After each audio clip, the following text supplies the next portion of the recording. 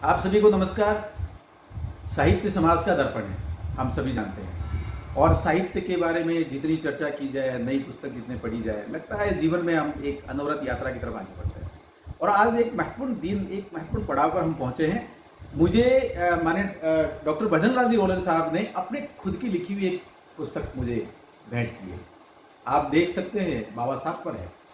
बहुत महत्वपूर्ण। डॉक्टर साहब धन्यवाद, बहुत बहुत धन्यवाद। और पुस्तक का नाम है बाबा साहब डॉक्टर अंबेडकर, ध्येयनिष्ठ जीवन तथा 21वीं सदी में प्रासंगिकता। बहुत महत्वपूर्ण बात है। और इसी पुस्तक और बाबा साहब के विचारों को लेकर आज हम डॉक्टर भजनलाल जी रोलन साहब से बात करेंगे। पहले परिचय बता दूं, डॉक्टर भजनलाल जी रोलन साहब परिवहन विभाग में संयुक्त परिवहन आयुक्त के पद तक पहुंचे और शैक्षिक सेवानिवृत्ति लेकर समाज के विभिन्न संगठनों के साथ जुड़कर राजस्थान में कार्य कर रहे हैं। सीकर में एक बड़ा कस्बा है लोसन, धोद विधानसभा क्षेत्र है, वहां से आप आते हैं और समाज के साथ में राजनीतिक विषयों में भी दखल रखते हैं। लेकिन महत्वपूर्ण बात यहाँ विद्वता की है, समाज की है, साहित्य की है और दिशाबोध की है। उसको लेकर आप लगातार काम करते रहे। डॉक्टर साहब, आपका हार्दिक स्वागत है। धन्यवाद। आज हम डॉक्टर साहब के साथ बात करेंगे बाबा साहब, देश, संस्कृति, धर्मतंत्र और संविधान। आप सभी का आप सुनते रहिए। और ये जो हमारा एपिसोड है बहुत महत्वपूर्ण है, इसको लेकर आप अपने कमेंट भी भेजते रहिए। जी डॉक्टर साहब, ये बताइए, ये जो पुस्तक है बाबा साहब के बारे में, बाबा साहब भारत रत्न है, समाज शिल्पी है और संविधान निर्माता के रूप में पूरे देश, हमारा लोकतंत्र जानता है, पूरी दुनिया जानती है। हाँ तो जी। आपको ये इसकी प्रेरणा कहाँ से मिली इस पर लिखने के लिए?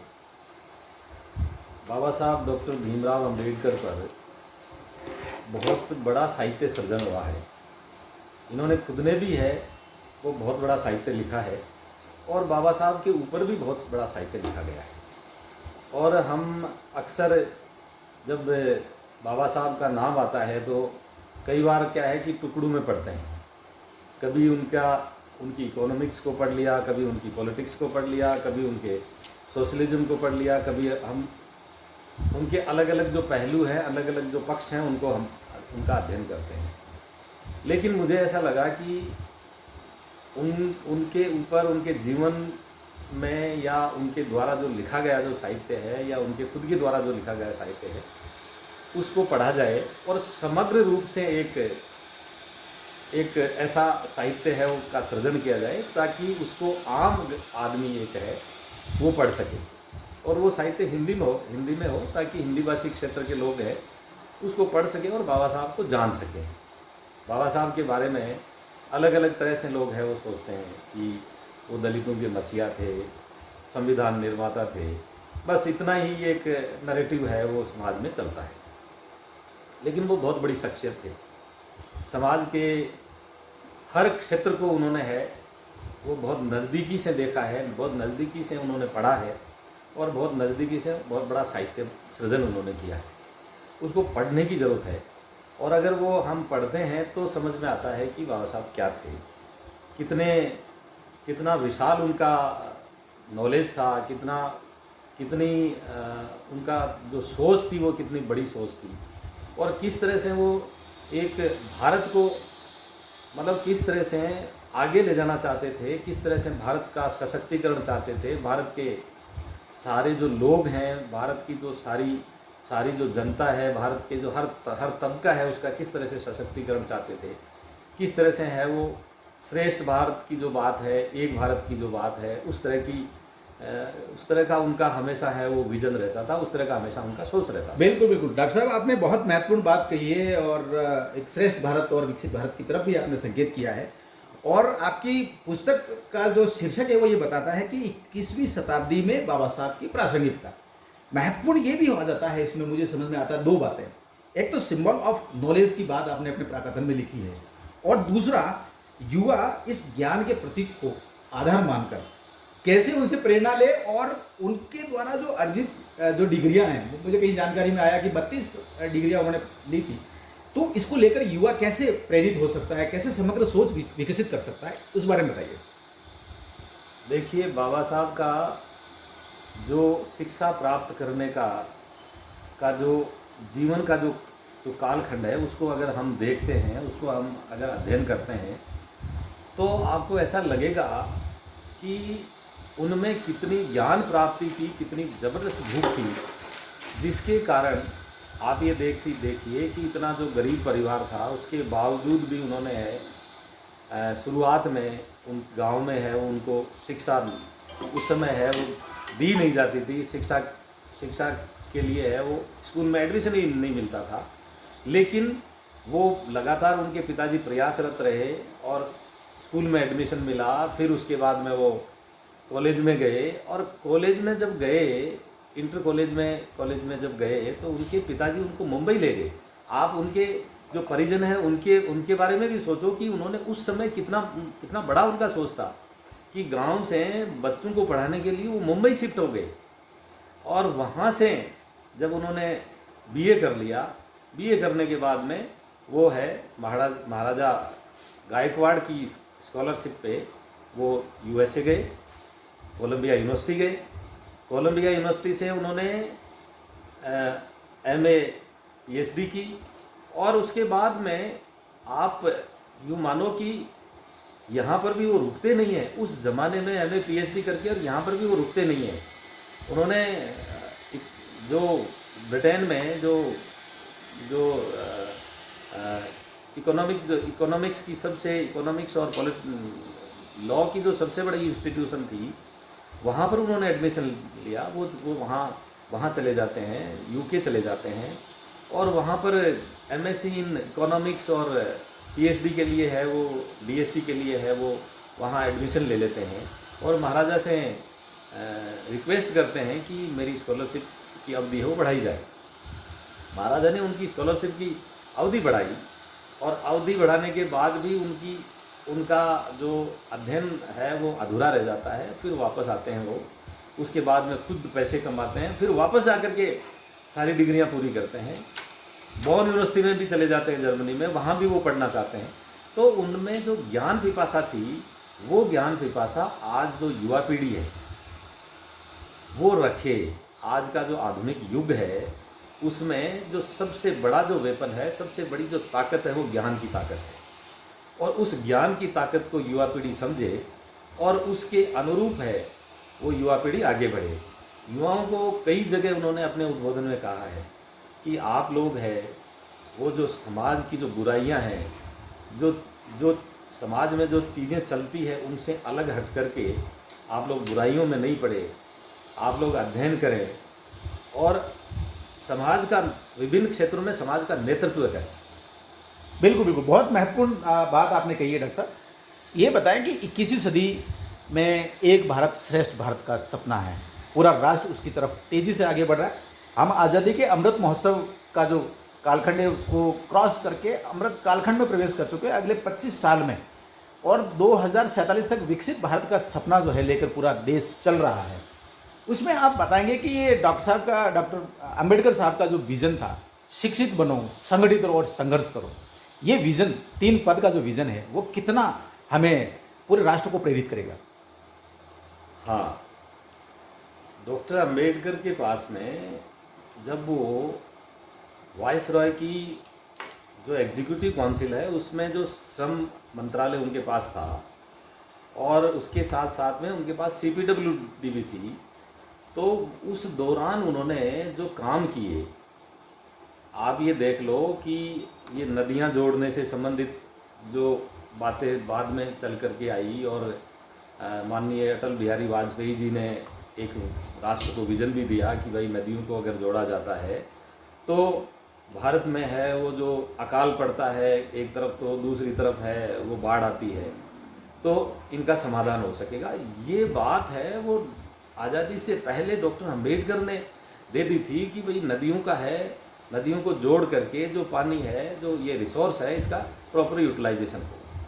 दूसरी बात, इंफ्रास्ट्रक्चरल डेवलपमेंट के मामले में, चाहे वो विद्युत का इंफ्रास्ट्रक्चर खड़ा करना हो, चाहे ये जो बड़े बड़े जो डैम्स हैं उनका इंफ्रास्ट्रक्चर खड़ा करना हो, चाहे भले ही दूसरे जो विकास के जो काम है, उस मामले में डॉक्टर अंबेडकर का जो विजन था वो आज जिस तरह से हम दुनिया के साथ में विकास में जो कदम ताल मिलाने की सोचते हैं, उस तरह का विजन उन्होंने उस समय दे दिया। उसके साथ साथ में उनका ये मानना था कि जो इंडस्ट्रियलाइजेशन इंडस्ट्रियलाइजेशन के पक्ष में वो उस समय थे कि जब तक हम है वो औद्योगिकीकरण के पक्ष की तरफ नहीं चलेंगे, तब तक हमारी जो आबादी है, हमारे जो युवा हैं, उनको उनको आप है वो इतना रोजगार नहीं दे पाएंगे और विकास में हम है वो दुनिया के साथ में है वो कदमताल नहीं कर पाएंगे।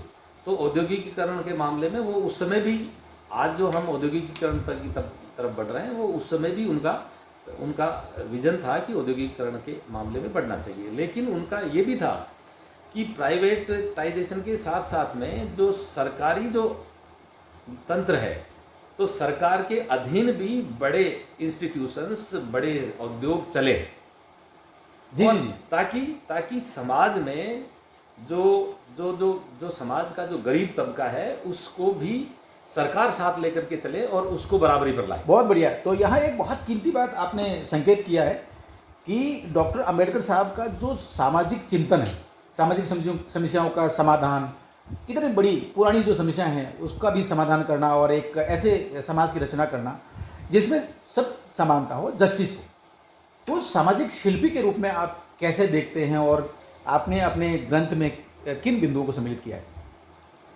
देखिए, डॉक्टर अंबेडकर 20वीं सदी से पहले, आप 19वीं सदी की शुरुआत, लास्ट में आप देखिए कि जब वो सामाजिक क्षेत्र में आए तो उन्होंने जो समाज में जो समस्याएं थी उस समय, उनको बेबाक तरीके से उन्होंने एनालाइज किया और बेबाक तरीके से उन्होंने उनको उठाया, बहुत सर। और वो ये चाहते थे कि इनका समाधान हो।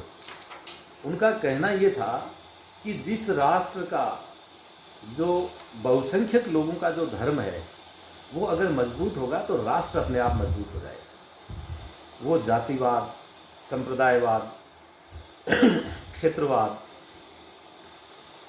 लिंग विभेद, इन चीज़ों में बिल्कुल विश्वास नहीं करते थे। उनका ये मानना था कि समाज का प्रत्येक तबका है उसको अपॉर्चुनिटी मिले, उसको है वो अवसर मिले, और प्रत्येक तबका है वो बराबरी पर आए। उसमें चाहे अनुसूचित जाति जनजाति हो सकती है, उसमें महिलाएं हो सकती हैं, उसमें दूसरे वंचित वर्ग भी हो सकते हैं। वंचित वर्गों से जैसे किसान हैं या और दूसरे जो समाज के जो वर्ग हैं जो विकास की मुख्य धारा से वंचित रह जाते हैं, उनका सबका जो समाधान है उन्होंने दिया। और कई लोग क्या है कि इस तरह की बात सोचते हैं कि डॉक्टर अंबेडकर का जब नाम आता है तो एक साधारण रूप से लोग बाग ये सोचते हैं कि ये तो दलितों के मसीहा थे। नहीं, उन्होंने क्या है कि समाज का जो प्रत्येक तबका है उसके लिए कानून दिया, प्रत्येक तबके की समस्याओं के समाधान का है वो उन्होंने रास्ते बताए, और उन्होंने जो समस्याएं बताई नहीं बल्कि उन पर विमर्श किया और उसको समाधान किस तरह से उसका हो सकता है वो समाधान भी उन्होंने दिया। बहुत शानदार डॉक्टर साहब, बहुत महत्वपूर्ण पड़ाव पर हम पहुंचे हैं। यहाँ ये महत्वपूर्ण हो जाता है कि जो महापुरुष हैं वो राष्ट्र की धरोहर हैं और उनका जो चिंतन है वो राष्ट्र के धरातल से निकल कर आता है, संस्कृति से निकल कर आता है, विरासत से निकल कर आता है और एक बहुत बड़े राजपथ का निर्माण करता है और वो उस राजपथ पर पूरा समाज और पूरा राष्ट्र आगे बढ़ता है और विकसित होता है। एक महत्वपूर्ण बात ये हो जाती है, तत्कालीन कालखंड में एक स्वतंत्रता सेनानी वीर सावरकर साहब हुए हैं, उनके विचारों के साथ में बाबा साहब के विचारों की साम्यता किस प्रकार की है, इस पर थोड़ा प्रकाश डालिए।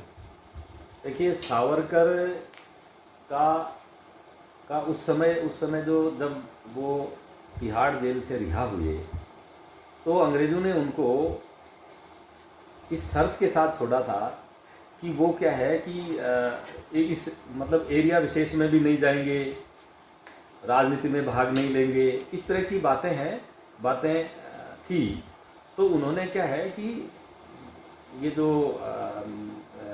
महाराष्ट्र का एक कुछ पार्ट जो था उसमें उन्होंने क्या है कि सामाजिक क्षेत्र में वो काम कर रहे थे, और उस दौरान जो बाबा साहब का जो अछूतों के उद्धार का जो आंदोलन चल रहा था, तो उस दौरान क्या है कि बाबा साहब का ये कहना था कि समाज में जो ये विभेद आ गया, समाज में जो ऊंच नीच की बातें आ गई, छुआछूत आ गया, ये जब तक समाप्त नहीं होगा तब तक है वो हमारे समाज का उद्धार नहीं हो सकता। वो पूरे पूरे के पूरे समाज को आगे ले जाने में विश्वास करते थे, किसी तबके के बजाय। हालांकि उनका केंद्रीय विषय उस समय है वो दलितों का उद्धार था, गरीब लोगों का उद्धार था, वंचितों का उद्धार था। लेकिन उनका जो मूल उद्देश्य ये था कि सबको बराबरी में ला करके और भारत को आगे बढ़ाना, हमारे देश को समाज को सशक्त बनाना। तो इस दृष्टिकोण से जब वो काम कर रहे थे, और जैसे वहाँ महाड़ में एक तालाब था, उसमें दलितों को पानी पीने नहीं दिया जाता था, उसमें जाने भी नहीं दिया जाता था, नहाने भी नहीं दिया जाता था। तो बाबा साहब ने एक आंदोलन चलाया और उसमें वहाँ के कुछ लोगों ने काफ़ी लोगों ने विरोध किया। तो सावरकर जी ने ये कहा कि हम हमारे जो धर्म भाई हैं उनको अलग मानते हैं, ये है वो सबसे बड़ी विडंबना है, ये सबसे बड़ी विडंबना है। उनको हमें समाज में है वो साथ लेकर के चलना चाहिए, और ये छुआछूत जाति भेद ये नहीं होना चाहिए। बाबा साहब का ये कहना था कि जाति विहीन समाज की रचना हो। हिंदू धर्म अगर है तो वो जाति विहीन धर्म बने, हिंदू धर्म बने, न कि उसके अंदर है वो ब्राह्मण क्षत्रिय वैश्य शूद्र ये जो परतें हैं ना, ये खत्म हो और हिंदू धर्म बने, हिंदू धर्म हो वो, न कि उसमें है वो अलग अलग लेयर्स हो। और यही बात है वो वीर सावरकर कहते थे। सावरकर भी इस बात को हमेशा ये कहते थे कि जाति प्रथा को समाप्त करोगे, और अगर हम हमारे जाति के जो धर्म भाई हैं उनको अगर समान मानेंगे तो हमें इस राष्ट्र को मजबूती मिलेगी। डॉक्टर साहब ने बहुत महत्वपूर्ण बात कही है पूरे हिंदू समाज के लिए और पूरे राष्ट्र की ताकत के लिए, कैसे सुधार हो और कैसे हम एकता और अखंडता की तरफ आगे बढ़ें ताकि पूरा राष्ट्र एक हो। ये बहुत महत्वपूर्ण बात है। We the people of India की फीलिंग इसमें निकल कर आती है। ये बताइए डॉक्टर साहब, इसमें धर्म विशेष तौर पर जो भारतीय धर्म प्रणाली है और विदेशी धर्म प्रणाली, इसको लेकर बाबा साहब क्या कहते हैं?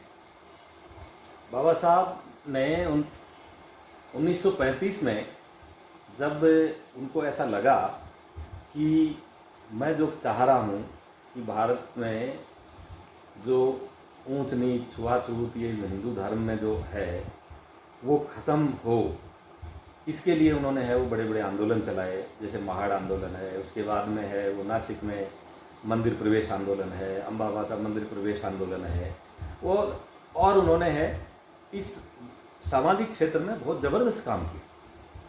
और उन्होंने एक बहिष्कृत हितकारिणी सभा का भी गठन किया। उसमें मुंबई स्टेट के ऐसे बड़े समाज सेवी थे जिनमें से जीबी खैर तो एक ऐसी शख्सियत थी जो बाद में चल करके मुंबई स्टेट के मुख्यमंत्री बने। एक नरीमन हुआ करते थे सॉलिसिटर जनरल, वो भी उनके इस कार्यकारिणी में थे। तो बहुत बड़े समाज सेवक थे और वो सिर्फ कोई अनुसूचित जाति से संबंध नहीं रखते थे, लेकिन उन्होंने जो एक संस्था बनाई उसमें समाज के उन बड़े बड़े लोगों को शामिल किया जो समाज के बारे में समग्र सोच रखते थे और भारत को है वो एक अलग मुकाम पर देखना चाहते थे। ऐसे लोगों को उन्होंने है वो अपने साथ लिया और समाज सुधार और समाज में जो विकृतियां हैं उनको दूर करने का उन्होंने बीड़ा उठाया। उस दौरान जब आंदोलन किया उन्होंने तरह तरह की है वो बातें बताई, तरह तरह के विमर्श किए उन्होंने। जब उनको ऐसा लगा कि भाई मेरी बात कोई सुन नहीं रहा है और जब हम है वो इस तरह से कब तक स्ट्रगल करते रहेंगे, तो उन्होंने ये कहा कि हम है वो हमारा जो बहुत समय बर्बाद हो रहा है, हमारी बहुत है वो ऊर्जा बर्बाद हो रही है, लेकिन हम है वो जिस तरफ है वो हमें जाना चाहिए, इस समाज को जिस तरफ जाना चाहिए उस तरफ हम नहीं जा पा रहे हैं। और इसका कारण ये है कि कुछ रूढ़िवादी लोग हैं, वो समाज को जिस तरह से हमें है वो एक रूप देना चाहिए, एकता का रूप देना चाहिए, वो नहीं देने दे रहे हैं। तो उन्होंने घोषणा की कि मैं है वो हिंदू के रूप में पैदा हुआ हूँ, लेकिन मैं मरूंगा हिंदू के रूप में नहीं। ऐसे करके उन्होंने धर्म परिवर्तन की घोषणा कर दी 1935 में। आप ये देखिए कि उन्होंने जब बौद्ध धर्म ग्रहण किया, ये किया उन्होंने 1956 में। तो लगभग 20-21 साल तक उन्होंने सबसे विमर्श किया, सबसे बातें की, सबको ये कन्विंस करने का प्रयास किया कि मैं जो कह रहा हूँ वो कोई इतना है वो सरल और इतना एक सीधा सा काम नहीं है, बड़ा काम है।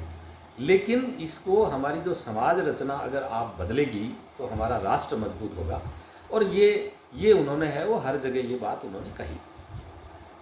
उनका कहना ये था कि जब हमारा हमारा जब समाज है वो अगर मजबूत होगा तो समाज की जो समस्याएं हैं वो अपने आप उनका निदान हो जाएगा और राष्ट्र को मजबूती मिलेगी।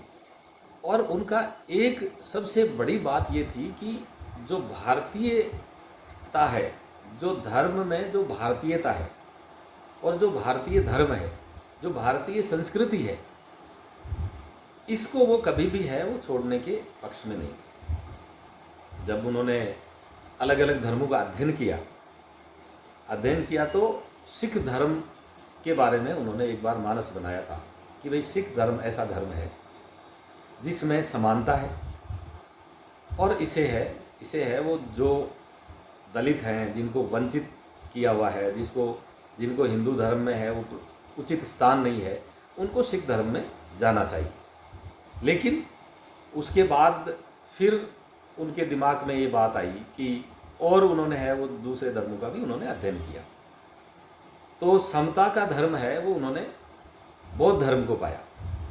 लेकिन इसके साथ साथ में उनका सीधा सा स्पष्ट बात उनकी ये थी कि हम सबसे पहले भारतीय हैं और अंत में भी भारतीय हैं।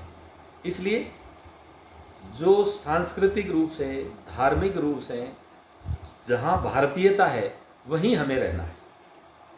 और जब वो धर्म परिवर्तन की उन्होंने घोषणा की तो उनके पास में जो ईसाई मिशनरीज थे, पोप थे, उन्होंने खूब उनको लालच देने का प्रयास किया। उन्होंने वो लोग आए, काफ़ी लोग आए कि भाई आप है वो हमारे पास आइए, हमारा शासन है इतना बड़ा है, वो हमारा पूरी दुनिया में तंत्र है, हम ये जो ऊंच नीच, छुआछूत और ये जो गरीबी है इसको तो तुरंत ख़त्म कर देंगे। लेकिन बाबा साहब है वो उनके बहकावे में, उनके लालच में कभी नहीं गए। और लालच और पैसे के बारे में तो उनका सोच ही अलग था। वो उस तरफ तो देखते ही नहीं थे।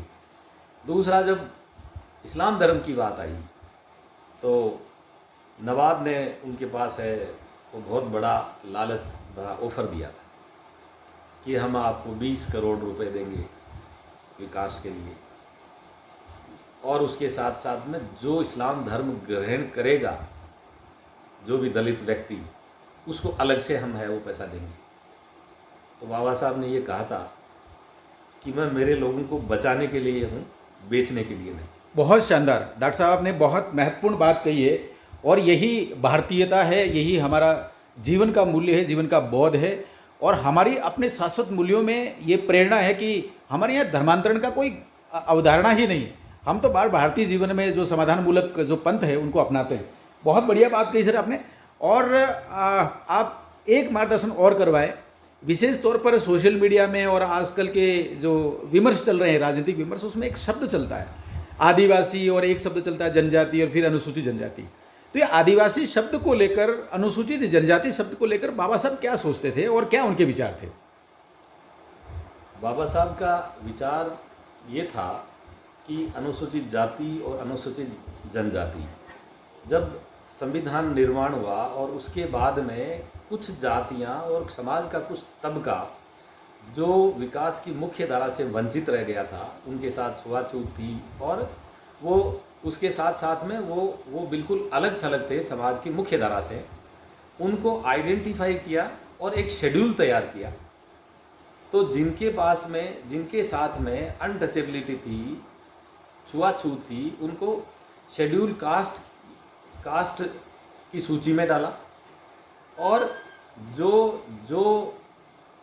जो जातियां जिनमें आदिवासी करैक्टर थे, ट्राइबल करैक्टर थे, उनको शेड्यूल ट्राइब की सूची में डाला। तो ये दोनों जो सूचियां थी उनके हिसाब से वो इनको आरक्षण देना चाह रहे थे। आगे है वो उनको वो जो रिप्रेजेंटेशन देना चाह रहे थे। आरक्षण का मतलब उनका ये था कि प्रत्येक क्षेत्र में इनका जब रिप्रेजेंटेशन होगा, इनकी सहभागिता होगी, तो ये जातियां हैं वो अपने आप विकास की मुख्य धारा में आ जाएगी, समाज की मुख्य धारा में आ जाएगी। और इसके बाद में ये है वो समाज के साथ में समावेशन इन जातियों का हो जाएगा। बाबा साहब का आदिवासी और जनजाति के मामले में मोटा मोटा ये था कि आदिवासी शब्द एक ऐसा शब्द है जिसको हम है वो अलग तरीके से है, तो थोड़ा सा परिभाषित करना है वो मुश्किल काम है। आदिवासी तो कोई भी कह दे कि हम तो आदिवासी हैं, हम तो है वो पुरातन हमारा जो वंश है या हम आदिवासी हैं। लेकिन जो ट्राइबल कैरेक्टरिस्टिक्स हैं, जो जनजाति कैरेक्टरिस्टिक्स हैं, उसके आधार पे जो जातियां थी उनको उन्होंने शेड्यूल ट्राइब की सूची में उन्होंने डाला।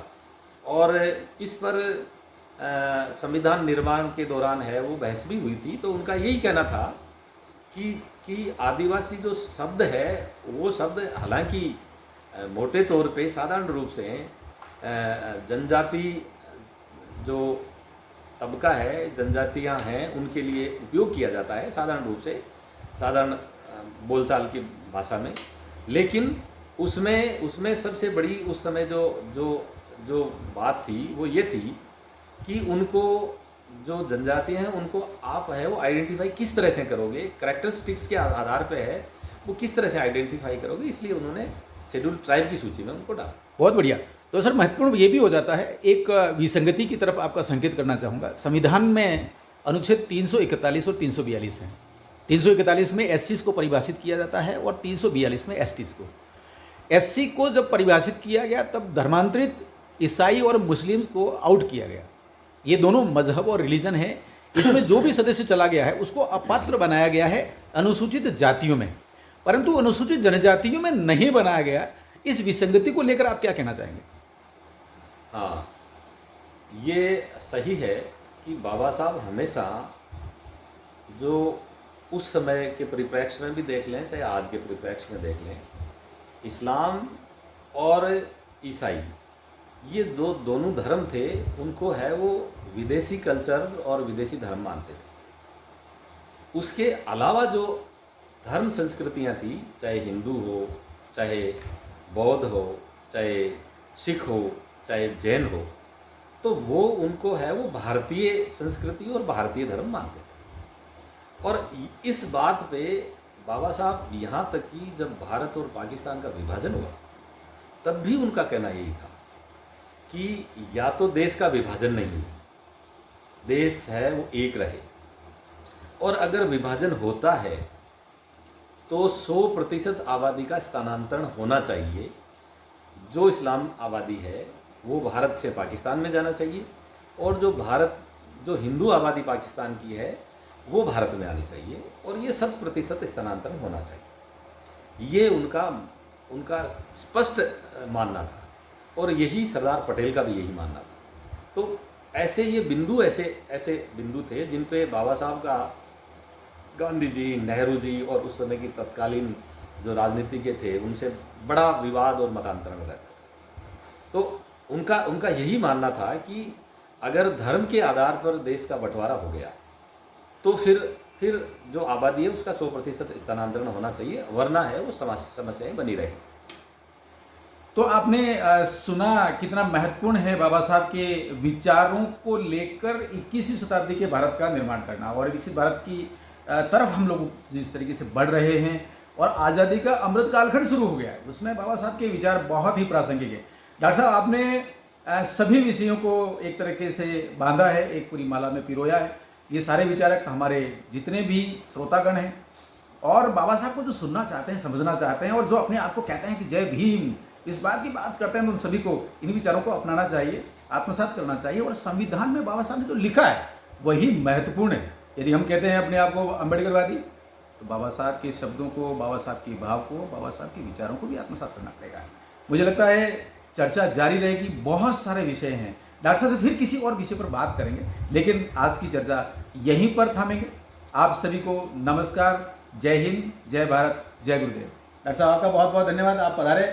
और हमारे जो दर्शकगण हैं जो हमारे श्रोतागण हैं उनको आपने मार्गदर्शन दिया। नमस्कार। नमस्कार, जय हिंद, जय भीम, जय भारत।